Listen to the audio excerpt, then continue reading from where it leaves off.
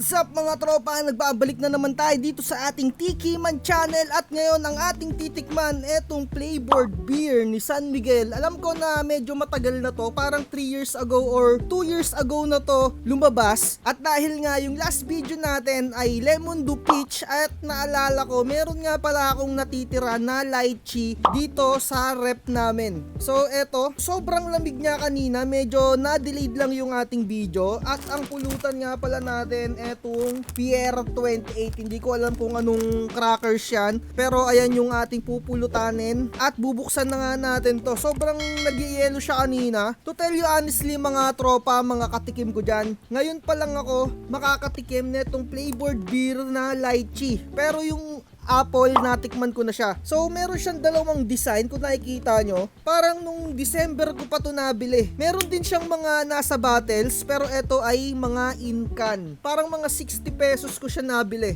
So isalin lang natin. Parang normal lang siya na beer, pero yun nga lang, flavored beer siya.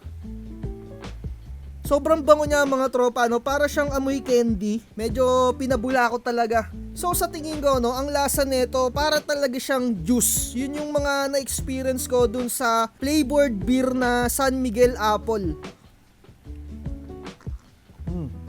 So as expected nga, ganun nga talaga yung lasa niya. So para sa akin, lasa talaga siyang candy. Kung naaalala nyo, nung medyo elementary life nyo, yung mga tipong sobrang bata nyo pa, grade school pa tayo, yun yung nalalasahan ko sa kanya, yung candy na yun. Nakalimutan ko lang yung pinaka-specific na candy na yun. Pero etong lychee, hindi ko rin alam kasi kung saan ko siya pwedeng i-compare na prutas. Ayun na naman yung pinakamahirap dito, no? Kung saan kung prutas na madalas natin to kinakain. Kasi hindi naman natin to usual na kinakain tong lychee na prutas na to. Pero parang may pagkakahawig siya ng lasa ng konti sa rambutan.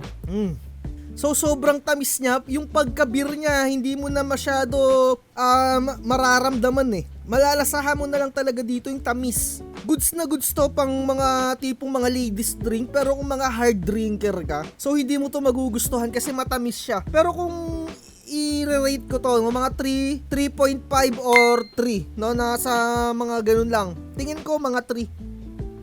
Pero mga tropa, mas gusto ko tong flavored beer lychee kesa dun sa ininom natin nung nakaraan na Lemon Do Peach. Para sa akin mas gusto. May aftertaste kasi yung Lemon Do Peach. Eto wala siyang aftertaste. And then sobrang smooth niya inumin.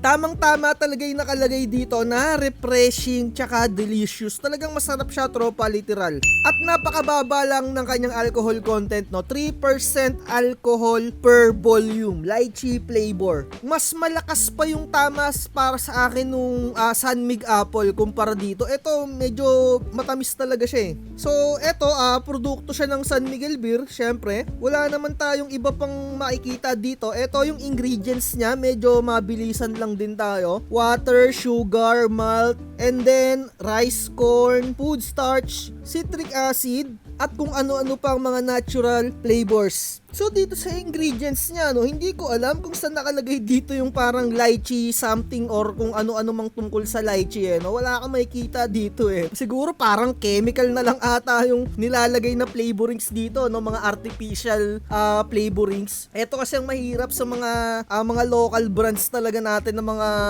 beer. So tingin ko mga artificial flavorings na lang yung nilalagay dito. At eto nga pala yung pulutan natin, titikman natin. Pero mga tropa, para sa akin mas masarap yung San Mig Apple kung ikukumpara dito. Syempre, subjective naman talaga yung mga panglasa natin. Kung nasasarapan kayo sa isang bagay, maaaring ako hindi ako nasasarapan, or kung nasasarapan ako, baka kayo ay hindi nasasarapan. Pero ang good thing dito sa lychee flavor ni San Miguel, wala siyang aftertaste. Hindi kagaya nung ininom natin nung nakaraan, yung peach and lemon neto ni Limundo. Talagang matindi yung aftertaste niya sa akin eh. Eto wala siyang aftertaste and then napaka-light lang ng tama niya. Mararamdaman mo na rin yung pagka 3% niya pero talagang mababaw na mababaw. Makakadami ka nito mga tropa, siguro mga 10 nito. Parang uminom ka ng 1 litrong Red Horse mga tropa. 10 nito, matamis talaga siya. Syempre alam naman natin kapag medyo matamis, medyo masakit yan sa ulo pag gising. And then etong ininom natin nung nakaraan, no, etong Limundo, medyo masakit din yung ulo ko pag gising ko. Pero etong 2 bottles na to, goods na to pampatulog. Shoutout nga pala sa mga nakasubscribe dyan sa atin. Although kahit konti pa tayo, no, pipilitin natin na mag-upload. Siguro try natin every week makapag-upload tayo ng video natin at meron tayong matikman na kahit anong klase na beer. Kapag dumadaan ako ng supermarket, tinitignan ko kapag may mga bagong beer or kahit na yung tipong mga luma, itatry pa rin natin na tikman. So itong pulutan na nabili natin, medyo pangit ng lasa. Korean seafood kimchi. Di siya masarap. Ito yung lemon dew peach flavor. Ibabagsak ko lang siya sa 3. Medyo nagkamali ako ng ratings doon nung nakaraan. Nagawa ko siyang 3.5 pero hindi ko masyado natripan yun. Hindi ko na uulitin yun. Eto, masarap yung lasa nito. Lasang juice. Yun, no? Sobrang lamig niya mga tropa, no? Nagyayelo pa sa loob. So siguro dito na natin tatapusin tong video na to. Kung gusto nyong tikman to, goods na goods, lalo na yung mga tipong nagpa-practice pa lang kayong uminom. At saka sa tingin ko hindi to magugustuhan ng mga hard drinker talaga, yung mga tipong mga hardcore na yung mga iniinom. Sobrang tamis niya. Yun yung pinakaayaw ng mga ibang manginginom dyan, na which is minsan ayoko din ng sobrang tamis. At saka wala siyang aftertaste. Yun yung pinakamaganda. At saka eto pa, no, kapag uminom ka ng uminom nito, for sure talagang lalaki yung tiyan mo dyan. So ayun lang, like, share, and subscribe. Huwag nyo kalimutan na mag-comment dyan kung may mga trip kayo na alak na gusto nyong ipatikim sa akin para ma-experience natin. So eto nga, San Miguel Lychee Flavor Beer. Like, share, and subscribe. Bye-bye.